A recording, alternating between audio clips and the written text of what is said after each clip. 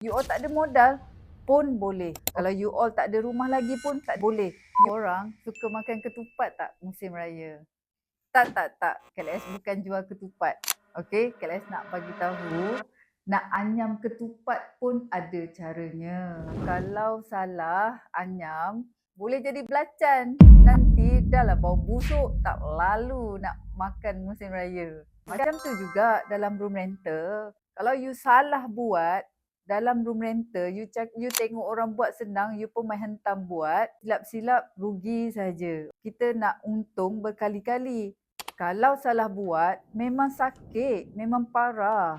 So, KLS nak ajar you all cara yang senang je.